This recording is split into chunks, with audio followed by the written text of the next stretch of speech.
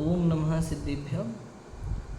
नमो अरिहन्ताणं नमो सिद्धाणं नमो आयर्याणं नमो उवज्झायाणं नमो लोई सव्यसाहुणं।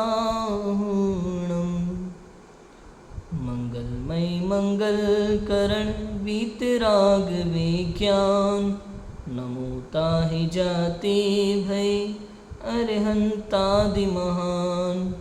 करि मंगल करि हो महाग्रंथ करन को काज। जाते मिले समाज सब पावे निज पद राज। इस भवतरु का मूलिक जानहु मिथ्या भाव। ताको कर निर्मूल अब करी मोक्ष उपाय। आचार्य कल्प पंडित टोडरमल जी द्वारा विरचित मोक्ष मार्ग प्रकाशक ग्रंथ 7वां अधिकार जैन मिथ्या दृष्टियों का विवेचन यहाँ चल रहा है। व्यवहाराभासी मिथ्या दृष्टि धर्म बुद्धि से धर्मधारक जो व्यवहाराभासी मिथ्या दृष्टि जीव हैं, जो तत्व ज्ञान के बिना, शास्त्र ज्ञान के बिना, आत्मज्ञान के बिना केवल क्रियाओं में ही धर्म मान के बैठे हैं, ऐसे अज्ञानी मिथ्यादृष्टि जीवों की चर्चा यहाँ चल रही है। कल हमने बहुत सारी बातें की थी। समय सार के 142वें कलश की चर्चा की थी कि उसमें अमृतचंद आचार्य ने कहा कि भैया चाहे पंचाग्नि आदि तप करो या अणुव्रत महाव्रत धारण कर लो, लेकिन ज्ञान के बिना मोक्ष की सिद्धि नहीं हो सकती। कल हमने 3 प्रकार के जीवों की चर्चा भी की थी। एक तो असली धर्मात्मा, एक नकली धर्मात्मा और एक पापी जीव। तो असली धर्मात्मा तो कौन है कि जिनके अंदर में आत्मानुभव हुआ है, 3 कसाय चौगड़ी का अभाव हुआ है, वीतरागता प्रकट हुई है, 28 मूल गुणों का निर्तिचार पालन बाहर में दिखाई दे रहा है, वे असली धर्मात्मा है, असली मुनिराज है। और जिनके अंदर में 3 कसाय चौगड़ी का अभाव नहीं है, वीतरागता की शुद्धि नहीं है, केवल बाह्य क्रिया बिल्कुल असली मुनिराज जैसी है, बिल्कुल 28 मूल गुणों का एकदम वैसा का वैसा निर्तिचार पालन है, कोई उंगली नहीं उठा सके, नहीं ऐसा नहीं हो सकता, कोई उंगली नहीं उठा सके, ऐसी चर्या, वो नकली। नकली मतलब क्योंकि आत्मानुभव नहीं है, बाकी सारी बाह्य क्रियाएं बिल्कुल सेम टू सेम है। असली और नकली की पहचान ना हो, वो नकली। समझ में आया? तीसरा वो जिनके 28 मूल गुण ही नहीं पल रहे, समझ में ही नहीं आ रहा क्या चल रहा है, जो मन में आया किए जा रहे हैं, खाली वेश वैसा धारण किया हुआ है, तो ये है पापी जी। ठीक है, तीनों की अपन ने चर्चा की थी। इसके बाद मैं कल कहा था पंचास्तिकाय के अंत में व्यवहाराभासी जीव की चर्चा है। प्रवचन सार में कहा है कि आत्मज्ञान शून्य, संयम भाव भी अकार्यकारी। इसलिए सोच समझ के शास्त्र ज्ञान हो, तत्व ज्ञान हो, निर्णय हो, अनुभव हो, तब जाकर के बाह्य की क्रिया होती है, उसके बिना सब कुछ जीरो है। अब देखो यहाँ कहते हैं आगे, बहुत भूलें बता रहे, सूक्ष्म भूलें। देखो क्या भूल बताते हैं यहाँ पंडित जी। यहाँ कोई जाने कि बाह्य में तो अणुव्रत महाव्रत साधते हैं, कोई भी जीव बाह्य में तो अणुव्रत महाव्रत आदि साधते हैं, अंतरंग परिणाम नहीं है और स्वर्ग आदि की वांछा से साधते हैं, सो इस प्रकार साधने से तो पाप बंद होता है। द्रव्यलिंगी मुनि 9वें ग्रेव्यक तक जाते हैं। 5 परावर्तनों में 31 सागर पर्यंत देवायु की प्राप्ति अनंत बार होना लिखा है। सो ऐसे उच्च पद तो तभी प्राप्त करें जब अंतरंग परिणाम पूर्वक महाव्रत पाले, महामंद कषाई हो, इस लोक परलोक के भोगादिक की चाह ना हो, केवल धर्म बुद्धि से मोक्षाभिलाषी हुआ साधन साधे। इसलिए द्रव्य लिंगी के तो स्थूल तो अन्यथा पना है नहीं, सूक्ष्म अन्यथा पना है, सो सम्यक दृष्टि के भाषित होता। क्या बात कही है। बहुत सारी कितने ही जीव क्रियाओं में ही भूल है, क्रियाएं ही उल्टी सीधी करे जा रहे हैं, धर्म बुद्धि नहीं है और अपने आप को धर्मात्मा मानते हैं। ऐसे बहुत सारे जीवों की चर्चा हमने की। यहाँ कह रहे हैं, यहाँ कोई जाने कि बाह्य में तो अणुव्रत महाव्रत आदि साधते हैं, अंतरंग परिणाम नहीं है और स्वर्ग आदि की वांछा से साधते हैं, सो इस प्रकार साधने से तो पाप बंद होता है। क्या कहना चाह रहे हैं मालूम है? यहाँ कोई जाने मतलब कोई अज्ञानी ऐसा समझे, है ना? कोई जाने का मतलब कोई अज्ञानी ऐसा समझे कि बाह्य में तो अणुव्रत महाव्रत आदि साधते हैं, अंतरंग परिणाम नहीं है और स्वर्ग आदि की वांछा से साधते हैं, इनके अन्यथापना होगा। द्रव्यलिंगी मुनिराजों की चर्चा की है। द्रव्यलिंगी मुनिराज जिनके अंदर में आत्मानुभव नहीं है लेकिन बाहर में 28 मूलगुणों का निर्विचार पालन है, तो कोई अज्ञानी ऐसा समझता है कि द्रव्यलिंगी मुनिराज हो सकता है उनके ऐसा होगा कि अणुव्रत महाव्रत आदि तो पलते हैं लेकिन अंदर में परिणाम नहीं होते, वैसे स्वर्ग आदि की इच्छा से करते होंगे। तो कहते हैं ऐसा नहीं है, ऐसा नहीं है। क्योंकि द्रव्यलिंगी मुनिराज अंतिम ग्रेवयक तक जाते हैं, 9वें ग्रेवयक तक, और उसके लिए उत्कृष्ट पुण्य के परिणाम चाहिए, पुण्य के परिणाम चाहिए उत्कृष्ट। और स्वर्ग की इच्छा से कोई धार्मिक क्रिया करे तो वो तो पाप है, पुण्य नहीं है। और पापी जीव नरकादि में जाता है, पुण्य वाला जीव स्वर्ग में जाता है। ऐसा योगसार में लिखा, योगसार में आचार्य योगिंदु देव ने लिखा कि पापी जीव स्वर्ग नरक में जाता है और पुण्यात्मा जीव स्वर्ग में जाता है, और जो पाप पुण्य से परे है, भिन्न है, शुद्ध स्वभाव वाला है, वो मोक्ष में जाता है। समझ में आया? तो अब देखो, कोई भी धार्मिक क्रिया हो, कोई भी धार्मिक क्रिया, यदि आप किसी लौकिक वांछा से करते हैं तो उससे पुण्य का बंध नहीं होता, पाप ही का बंध होता है। ऐसा कह रहे हैं यहाँ पे। आप पूजा करते हैं, भक्ति करते हैं, शांति धारा करते हैं, आरती, या फिर जो भी यज्ञ, जो भी धार्मिक क्रिया, उसके पीछे यदि आपका लौकिक प्रयोजन है, परिवार की सुरक्षा, धन आदि की प्राप्ति, लौकिक सुख शांति, विश्व शांति, ये सारी चीज़ें धार्मिक क्रियाओं में हमारे जैन दर्शन में अलाउ नहीं है। कहते हैं ऐसा करने से तो पाप ही का बंध होता है। अगर उन क्रियाओं को धर्म नहीं माने, सामान्यता ही ले कि भाई ऐसे कर रहे हैं, सामाजिक मतलब नैतिकता के आधार से लोग व्यवहार में कि सब सुखी रहें, सब ऐसी इस भावना से कर रहे हैं, तो क्या कर, लेकिन इस भावना से क्रिया कैसे करेंगे आप? धर्म नहीं माने तो क्रिया उससे होगा क्या? आप किस क्या मान के करोगे आप बताओ? आप पूजा कर रहे हो, आपके मन में भावना है लौकिक वांछा है कि आप उसको धर्म नहीं मान रहे हो, तो क्या मान के कर रहे हो? ऐसे की वजह से हमें ऐसे मिल जाएगा। तो इससे अच्छा ये है कि तो बात तो वही हो गई ना, बात वही हो गई ना, स्वर्ग की अपेक्षा से करें तो अज्ञान भाव है ना, स्वर्ग की अपेक्षा से करना ही तो पाप का बंद हो रहा है ना। फिर उससे यही तो कह रहे हैं, तुम करो, कोई दिक्कत नहीं, करने को कौन मना कर रहा है? कह रहे हैं ये पाप है। तुम भगवान की भक्ति यदि लौकिक वांछा से करते हैं तो ये पुण्य नहीं, पाप का बंद हो रहा है वहाँ। स्वर्ग नहीं मिलेगा, हाँ, स्वर्ग नहीं मिलेगा, मिल सकता है, परिणामों के आधार पे है वो, तो क्रिया से थोड़ी ना कुछ लेना देना है। लेकिन मंद कसाई, बस वही है, कषायों के कारण मंद कसाई है जीव अगर, तो पॉसिबल है।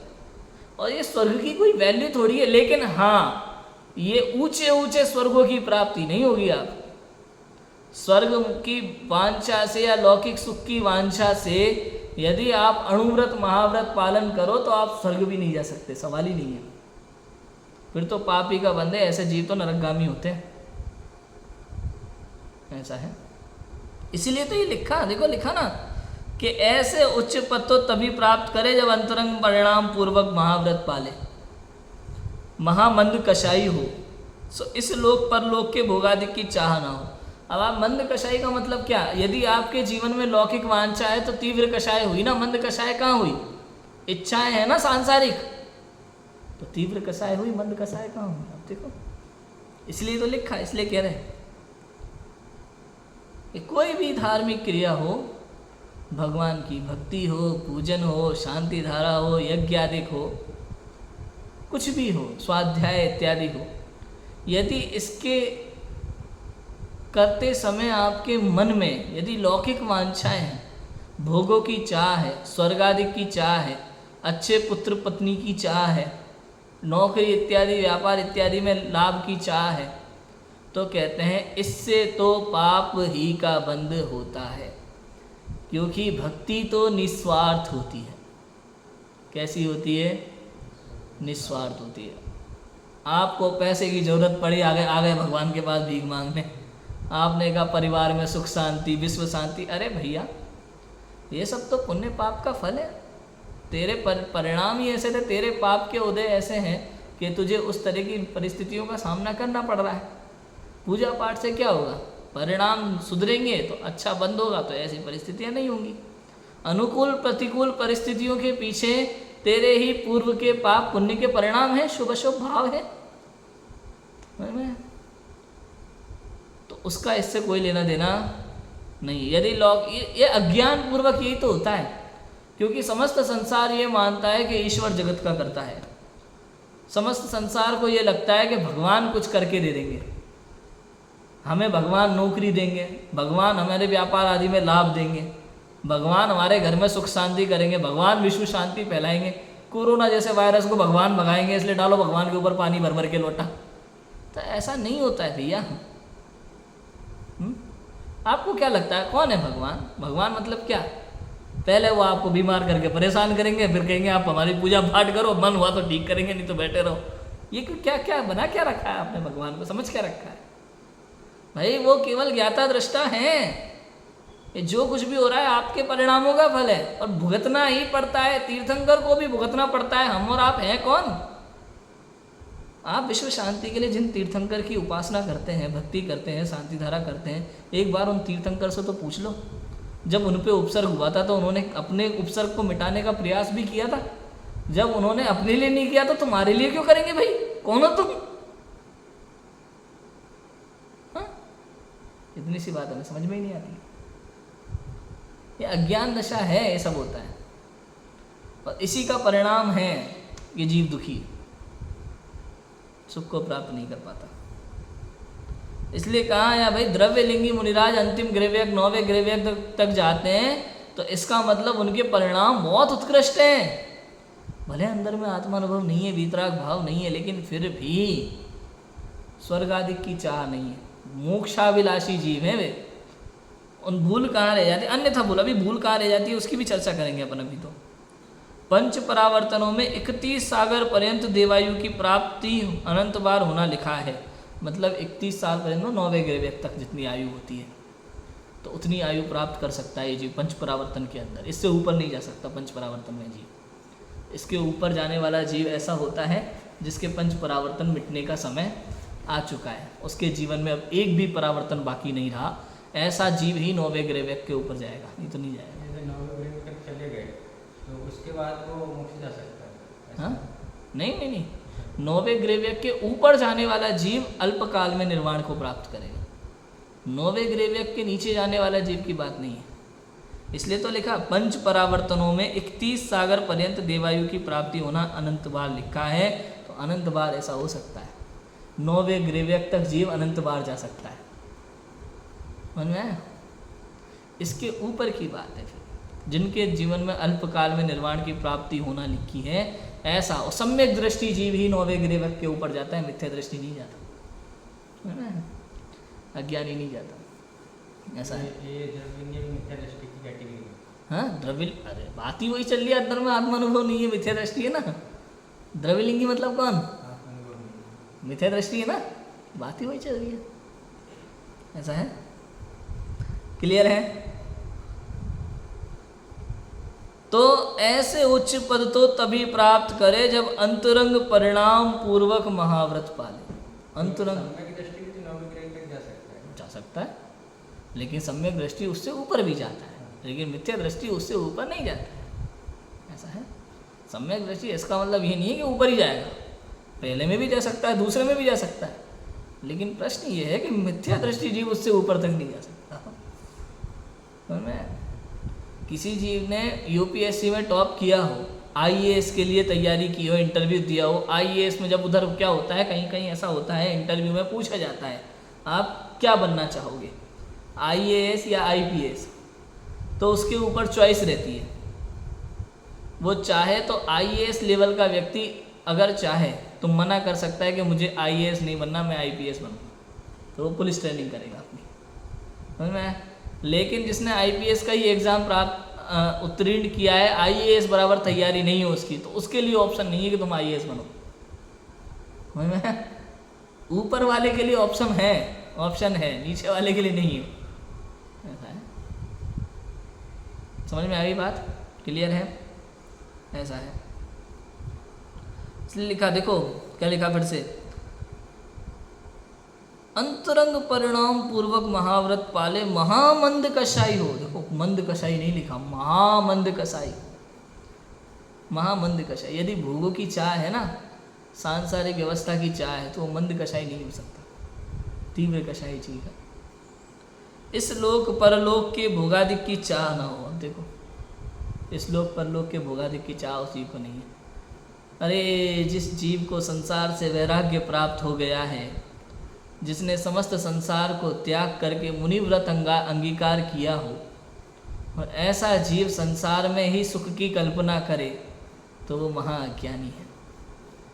जिसने ये जान लिया कि संसार में सुख नहीं है और स्वयं ने मुनिव्रत धारण कर लिया आत्म कल्याण की भावना से, अब ऐसा जीव संसार की कल्याण में लगा पड़ा रहे, समाज कल्याण में लगा पड़ा रहे, समझ में, स्वर्ग आदि की चाह करे, या दूसरों को स्वर्ग आदि का रास्ता दिखाए, मोक्ष का रास्ता ना दिखा करके, तो ऐसा जीव तो पापी है, वो धर्मात्मा नहीं हो सकता, वो मुनि नहीं है, ये कह रहे हैं।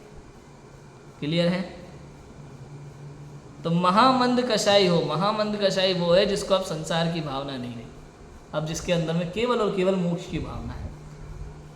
तो जो भूल आप समझ रहे हो, वो भूल इनके द्रव्यलिंगियों के वैसी भूल नहीं होती। जैसा आपने सोचा ना स्वर्ग आदि की वांछा होगी, वैसा नहीं है, वरना 9वें ग्रह तक नहीं जाते।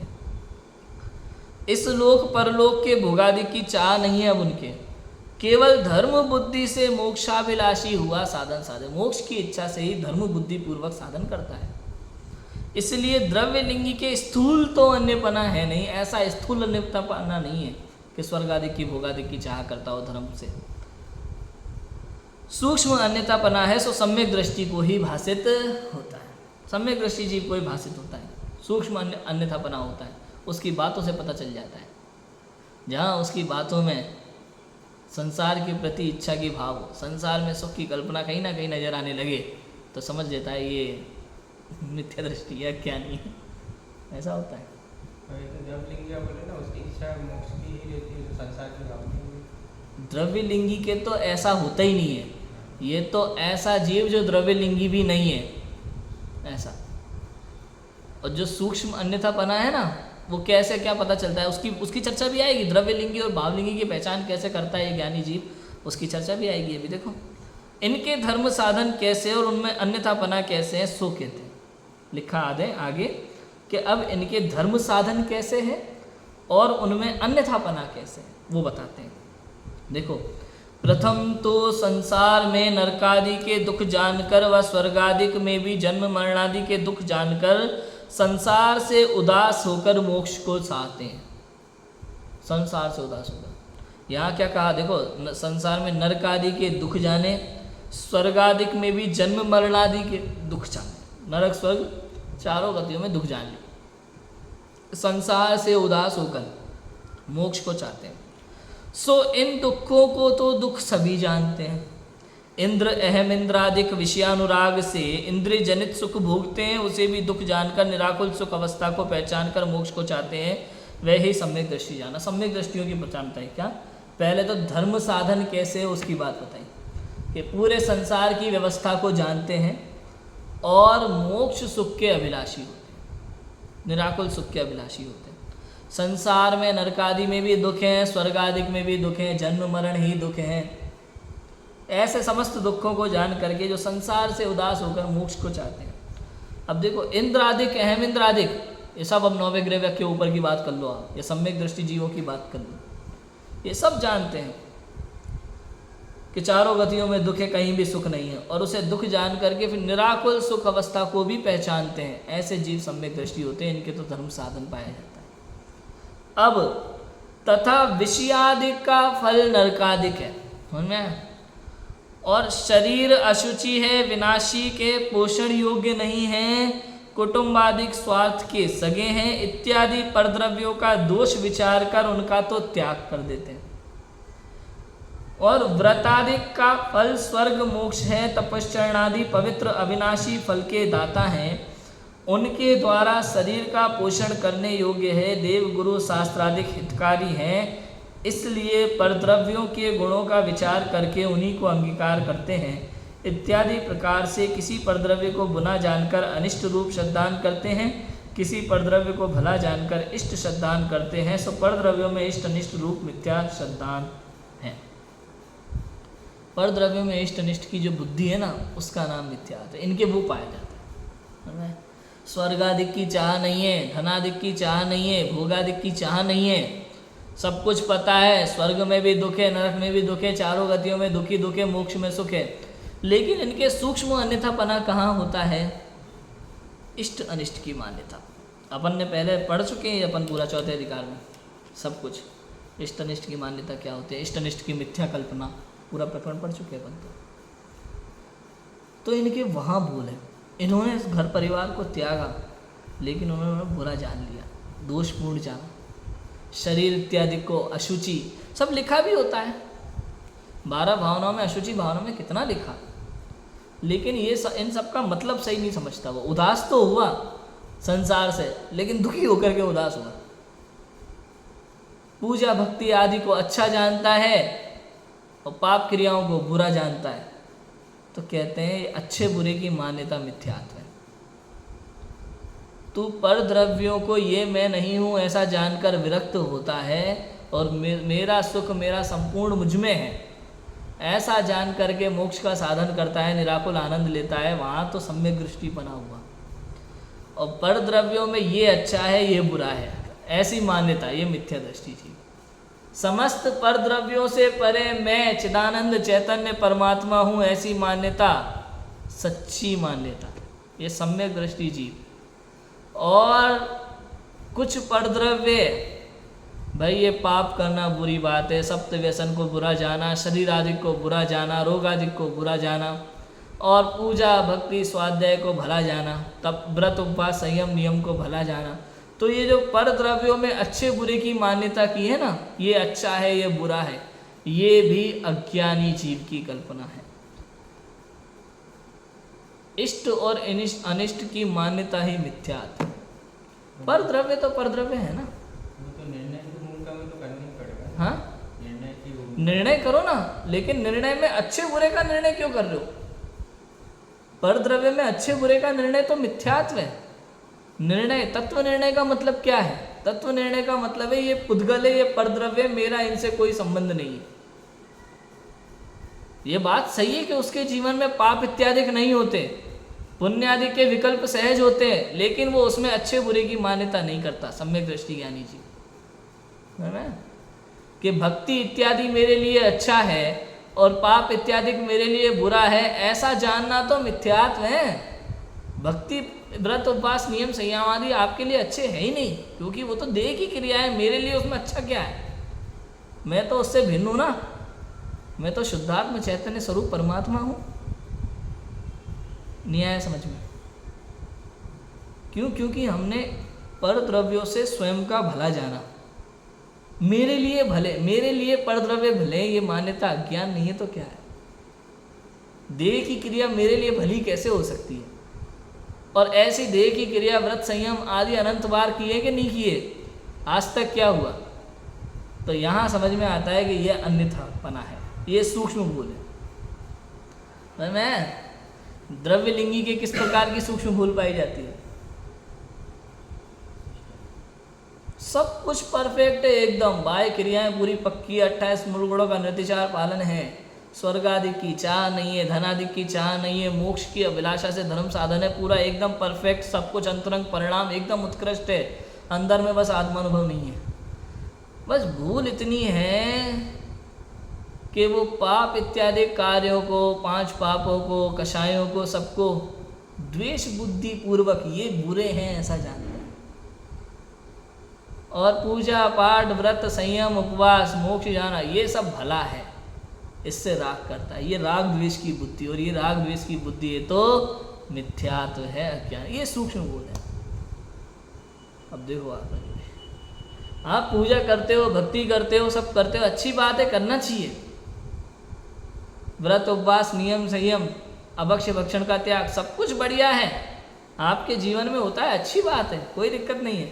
लेकिन यदि आप इसको अपने लिए भला जानते हो आप इसे यदि मोक्ष मार्ग में साधन मानते हो, किसी भी दृष्टि से, किसी भी अपेक्षा से यदि आप इसे आत्मा के लिए भला जानते हो तो ये मिथ्यात्व है, क्योंकि ये सब है देह की क्रिया और आत्मा का इससे दूर दूर तक कोई संबंध नहीं है। पूजा पाठ भक्ति से आज तक मेरा कल्याण हुआ नहीं और ना ही अनंत काल में होने वाला है। मेरा ज्ञान स्वरूप, जब मैं अपने ज्ञान स्वरूप में स्वयं जम जाऊंगा, रम जाऊंगा, उसका आनंद लूंगा, तभी मेरा कल्याण होगा। बाह्य क्रिया तो अनंत बार कर चुके और करते रहेंगे, उससे कुछ होने वाला नहीं। ये सच्ची बात है। क्लियर है? किसी पर द्रव्य को बुरा जानकर अनिष्ट रूप श्रद्धान करते हैं, किसी पर द्रव्य को भला जानकर इष्ट रूप श्रद्धान करते हैं। बताओ, पर द्रव्य तो पर द्रव्य है ना, पर द्रव्य में इष्ट अनिष्ट की मान्यता तो अज्ञान है। और तुमने किसी पर द्रव्य को भला जाना, किसी पर द्रव्य को बुरा जाना, तो कहते हैं ये तो मिथ्यात्व है। पर द्रव्य तो पर द्रव्य है, पानी हो या शराब हो, अजी भाई, पर द्रव्य तो पर द्रव्य, दोनों पुद्गल है, मेरा उससे कोई संबंध नहीं। मैं अच्छे बुरे की मान्यता ही मिथ्यात्व है। बस उसके स्वरूप को जानो, ये ऐसा है, ये ऐसा है। बस जहाँ अच्छे बुरे का भाव आया वहाँ क्या, मेरे लिए क्या अच्छा है बताओ? पानी अच्छा है या शराब अच्छा है? मेरे लिए कुछ भी अच्छा नहीं है, मेरे लिए दोनों ही बुरे हैं। अगर पानी अच्छा होता तो सिद्धों को पानी पिलाओ फिर, क्यों भाई? अरेंत अवस्था में दिगंबर मुनिराज दिन भर पानी क्यों नहीं पीते, एक ही बार क्यों आर पानी लेते हैं? क्योंकि नहीं है अच्छा। मेरे लिए परद्रव्य किसी भी प्रकार से सुख का कारण नहीं है, ये कहना चाह मन में है। अब बोलो, अब कोई लगाओ आपको तर्क, लगेंगे कि नहीं लगेंगे? भाई आलू इत्यादि को तो तुम बुरा जानते हो, लौकी को अच्छा जानते हो, क्यों लौकी खा लेते हो, आलू त्याग देते हो? नहीं, हमने उसका स्वरूप समझा। क्या स्वरूप समझा? कि आलू इत्यादि जमीकंद में अनंत जीवों का घर है, उसमें महापाप है। लौकी इत्यादि में ऐसा नहीं है। मेरे लिए तो दोनों ही त्याज्य हैं, समझ में आया? किंतु वर्तमान समय में शरीर की स्थिति में लौकी का सेवन करना योग्य है, आलू का अयोग्य है। अब इसमें लौकी को अच्छा माना कि बुरा जाना, बुरा माना? बताओ ना, अच्छा माना ना बुरा माना? बस उसके स्वरूप को समझा और वर्तमान परिस्थिति में इसका उपयोग उचित है, ऐसा नहीं अच्छे बुरे का काम किया ही नहीं। और जहाँ उसमें आजकल होता है आलू खाते हो, तुम आलू खाते हो, छी, क्या क्या हुआ भाई? खुद खा रहे थे तब, आज तुम्हें समझ में आ गया, तुमने त्याग कर दिया, तुम अपने आप को महान मानने लगे और उसके लिए छी, क्या?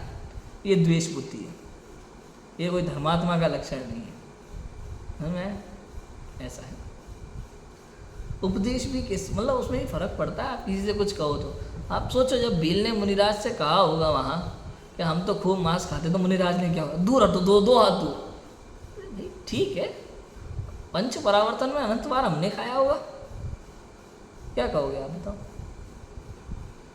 कल बकरा ईद थी, लाखों बकरे कटे कि नहीं कटे समाज में? कितने ही लोगों ने द्वेष बुद्धि की धारण की होगी उन लोगों के प्रति, बताओ? राग द्वेष का विकल्प आना ही मिथ्यात्व है।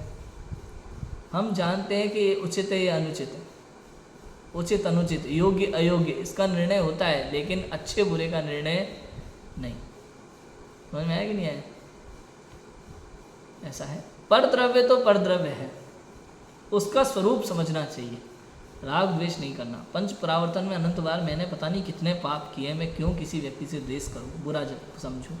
अच्छे बुरे की मान्यता ही मिथ्यात्व। क्लियर हुआ? ऐसा है।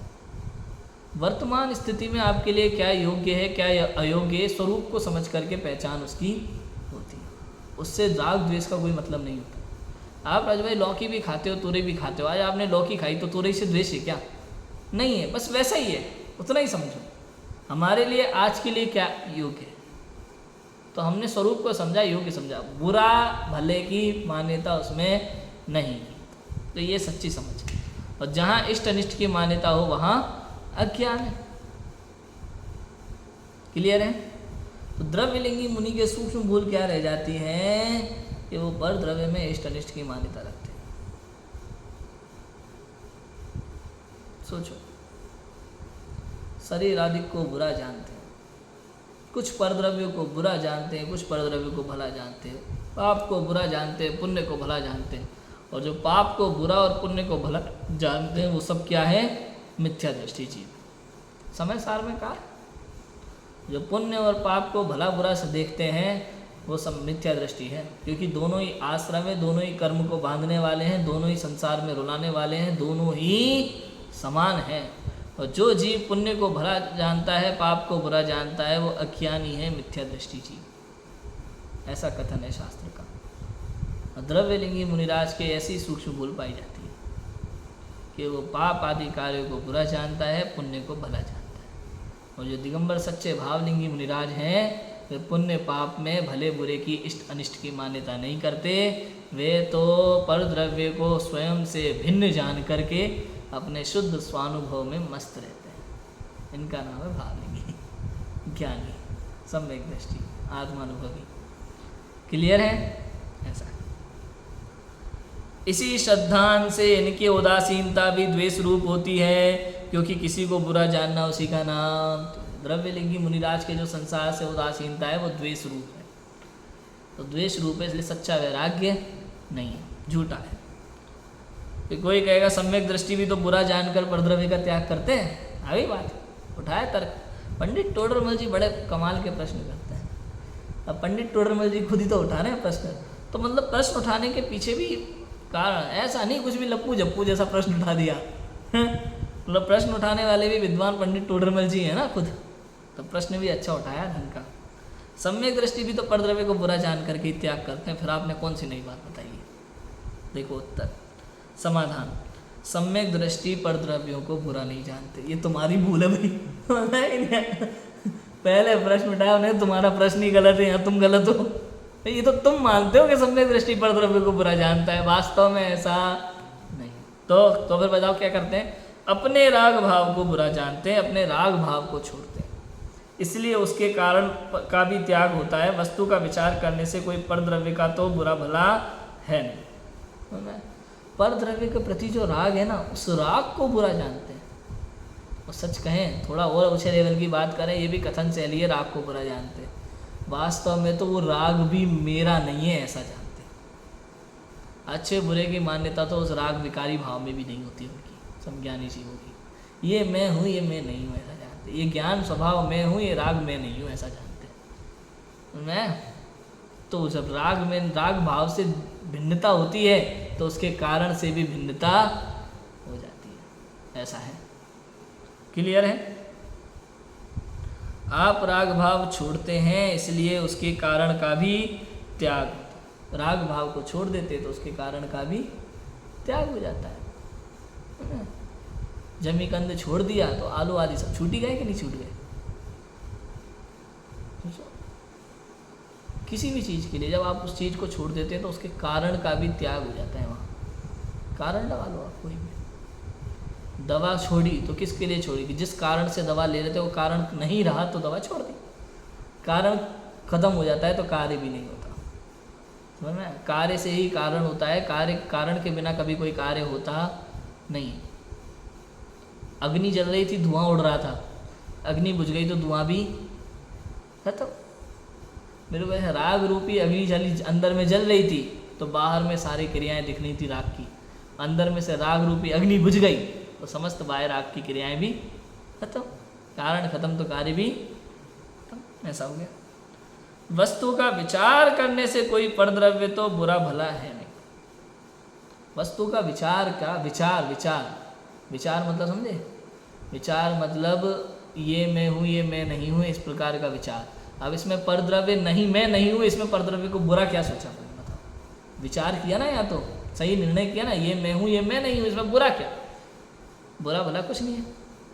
बुरा भला तो तब माना जाए कि भैया इसमें अच्छे बुरे की मान्यता की जाए। सुनो, मैं बहुत उत्कृष्ट अच्छा हूँ, ये बहुत बुरा है तो अच्छे बुरा है। ये मैं हूँ, ये मैं नहीं हूँ, इसमें अच्छा बुरा क्या है? अच्छे बुरे की मान्यता अज्ञान है। ये मैं हूँ, ये मैं नहीं हूँ, ऐसा विचार अज्ञान नहीं। ऐसा है। अब कोई कहेगा निमित्त मात्र तो है, तो कहते हैं उत्तर। देखो, परद्रव्य कोई जबरन तो बिगाड़ता नहीं है, अपने भाव बिगड़े तब वह भी बाह्य निमित्त है तथा इसके निमित्त बिना भी भाव बिगड़ते हैं, इसलिए नियम रूप से निमित्त भी नहीं है। इस प्रकार परद्रव्य का दोष देखना मिथ्या भाव है, रागादि भाव ही बुरे हैं, परंतु इसके ऐसी समझ नहीं है। परद्रव्य का दोष देखकर उनमें द्वेष रूप उदासीनता करता है। सच्ची उदासीनता तो उसका नाम है कि किसी भी द्रव्य का दोष या गुण नहीं भाषित हो। इसलिए किसी को बुरा भला ना जाने, किसी को स्व जाने, पर को पर जाने, पर से कुछ भी प्रयोजन मेरा नहीं है ऐसा मानकर साक्षीभूत रहे, सो ऐसी उदासीनता तो ज्ञानी ही। काफ़ी अच्छी चर्चा है, इसको भी अपन एक्सप्लेन करेंगे। निमित्त मात्र तो एक बहुत बढ़िया चर्चा है, इसमें बहुत शानदार आनंद वाली बात है। अपन इसकी व्याख्या करें राजू भाई तो बहुत इजीली समझाता हूँ थोड़ा सा, फिर अपन इसको और कर लेंगे।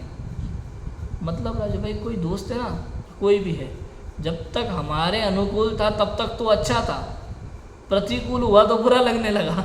बस वही है सज्ञानी जीव के या द्रव्यलिंगी के, इनके सब होता है। जब तक इसको अच्छा लग रहा था तब तक अच्छा, बुराई समझ में आई तो बुरा हो गया। तो कहते हैं भाई वस्तु तो वस्तु है, उसमें अच्छा बुरा क्या है।